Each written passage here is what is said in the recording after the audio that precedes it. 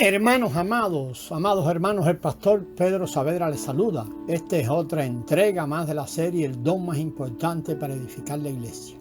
Cambiar de la manera de reunirnos, o sea, de esa manera tradicional, a la manera de cada uno tiene, según 1 Corintios 14, 26, es algo que tiene que ser un proceso lento. Cualquiera que decida vivir esa realidad. Porque por un lado tenemos que seguir practicando de alguna manera lo tradicional a causa de los hermanos. Hay hermanos que se demoran mucho en ver lo que el Señor y aceptar, no ver, sino aceptar lo que el Señor está revelando. Por otro lado tenemos que sacar tiempo para vivir, para enseñar, para mostrar, al ver que eso va ocurriendo de manera orgánica.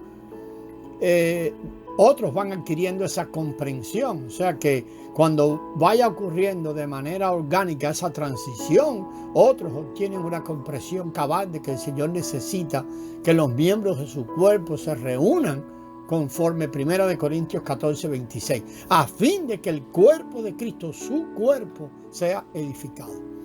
Si los hermanos que lo ven, lo viven, esa enseñanza vivida despertará el apetito de los demás y surgirá en el resto el deseo también de hablar por el Señor, de profetizar. El Señor les irá convenciendo y procurarán sobresalir en esto por causa de la edificación de la iglesia. Basándonos en las Escrituras podemos saber que las reuniones de hogar, los grupos pequeños, son muy necesarias. Nosotros llamamos los grupos de crecimiento, Hechos 2:46, Hechos 5:42, Hechos 12:12. En 1 Corintios 14, en Efesios 4, del 11 al 16, se nos da un panorama muy claro con respecto a cómo realizar las reuniones. Podemos hablar de una agenda divina para el cuerpo de Cristo o para que el cuerpo de Cristo sea edificado, o sea, para el cuerpo y por el cuerpo. Que el Eterno nos encuentre cooperando con Él y respondiéndole y trabajando junto con el Señor hasta que todos seamos, o hasta que todos esos pasajes de la Escritura sean una realidad, se cumplan por el bien de la edificación de la iglesia como el cuerpo de Cristo. Hemos venido destacando el profetizar como el don más importante para edificar la iglesia como el cuerpo de Cristo. Vamos a enfocar también un poco en la función de todos. La función de todos, de cada miembro del cuerpo como uno solo. Queremos ver que todo el cuerpo de Cristo, por medio de todas las coyunturas del rico suministro, causan el crecimiento del cuerpo para la edificación de sí mismo. El Nuevo Testamento nos muestra un asunto muy particular, la edificación orgánica del cuerpo de Cristo. El Señor no desea edificar una congregación ni una organización.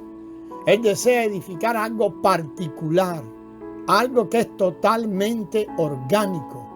Es un varón perfecto, Efesios 4:13. La creación de Dios está llena de cosas que son tipos y figuras y sombras de las cosas espirituales y celestiales, las cuales son difíciles de describir. Por ejemplo, nuestro cuerpo humano tipifica el cuerpo de Cristo. Esa es lo que vemos allí que el apóstol Pablo toma en Romanos 12, del 4 al 5. Un púlpito, un podio, como le llame, de madera, es un conjunto de piezas de madera que han sido ensambladas allí conforme a una manera humana, un modelo, un método organizacional. Pero nuestro cuerpo físico es un organismo que es completamente orgánico. Si una mesa se quiebra, mire, permanecerá dañada hasta que alguien la repare. Pero si nuestro cuerpo sufre algún daño, se sanará a sí mismo de manera orgánica. A no ser que el cuerpo por alguna enfermedad haya perdido esa capacidad. Una mesa puede ser reparada, mas no puede ser sanada porque no es un organismo vivo. En cambio, nuestro cuerpo se sana a sí mismo continuamente. Muchas veces, y probablemente usted es uno de ellos, nos preocupamos a menudo por la condición de la iglesia. Que el Señor nos ayude a ver que no es nuestra parte preocuparnos por la iglesia, por su cuerpo y por ende su iglesia, amado hermano, créalo, se sanará a sí misma porque es un organismo vivo. La iglesia es el propio cuerpo de Cristo, el organismo del Dios Trino. El preocuparnos que ha ocasionado. Nos ha llevado a establecer modelos humanos para intentar corregir o sanar a la iglesia y que cumpla su propósito, que dicho propósito también es establecido según nuestro criterio humano y muchas veces no tiene nada que ver con el propósito que la Escritura nos revela. Y esto es en realidad mucho de lo que hemos vivido en estos 2000 años, en el cristianismo religioso actual como organización, lleno de métodos y organizaciones. No se ve el cuerpo de Cristo. En lugar de ello, únicamente vemos muchas congregaciones, mas no un organismo vivo que funcione orgánicamente. Que el Señor nos enseñe a vivir la iglesia, que permita ver el cuerpo de Cristo como el organismo del Dios Trino. Que el Señor nos lleve o nos traiga o nos ponga una carga por ver la edificación orgánica del cuerpo de Cristo. Efesios 4 del 11 al 16 es un pasaje de la Escritura que nos habla acerca de la edificación orgánica. Los versículos 11 y 12 dicen allí que Cristo dio a unos como apóstoles, a otros como profetas, a otros como evangelistas, a otros como pastores y maestros, a fin de perfeccionar a los santos para la obra del ministerio, para la edificación del cuerpo de Cristo. La obra del ministerio es la obra de edificación del cuerpo de Cristo. Los versículos 15 y 16 dice, sino que siguiendo, otra versión dice, o asidos a la verdad en amor, crezcamos en todo en aquel que es la cabeza, Cristo, de quien todo el cuerpo, bien concertado y unido, y otra versión dice, o unido y entrelazado por todas las coyunturas que se ayudan mutuamente, o todas las coyunturas del rico suministro de Cristo, y por la función de cada miembro en su medida, causa el crecimiento del cuerpo para la edificación de sí mismo en amor. Tanto el versículo 12 como el versículo 16 apuntan a la edificación del cuerpo de Cristo. El cuerpo no solamente se edifica a medida que las personas dotadas perfeccionan a los santos y por medio de la función de los santos que han sido perfeccionados, sino que también mediante el crecimiento del cuerpo. El cuerpo debe crecer. El crecimiento del cuerpo tiene como resultado la edificación del mismo cuerpo. Todo el cuerpo causa el crecimiento del cuerpo. ¿Ha visto el crecimiento del cuerpo en el grupo de santos donde usted se congrega? ¿Ha visto a Cristo crecer allí? Creemos con tristeza que a muchos de los creyentes tal vez ni siquiera les importe esto. Tal vez ni lo piensan nunca. Algunos solo piensan en que si hay más o menos personas o más o menos actividades. Creemos que hay muchos que ni siquiera tienen esto en cuenta cuando se reúnen. Y menos que si la manera en que se reúnen o la manera en que nos reunimos, servimos y obramos en el Señor, en esta obra de la edificación del cuerpo de Cristo, eso no es un modelo bíblico. A muchos hoy les agrada lo que podríamos llamar una reunión muy espléndida en tamaño, en apariencia, en orden, en los cánticos, en las alabanzas, en el mensaje, en los testimonios, pero realmente nos importa que se produzca el verdadero crecimiento del cuerpo. Las denominaciones principales o grupos principales funcionan de manera que procuran conseguir pastores competentes, que sean oradores elocuentes, muy versados en las historias y otros asuntos, sobre todo que den mensajes estupendos que mantengan contentas a las personas y como resultado sus congregaciones crecen. Pero creemos que su interés en la edificación del cuerpo de Cristo, su interés no está en la edificación del cuerpo orgánico de Cristo.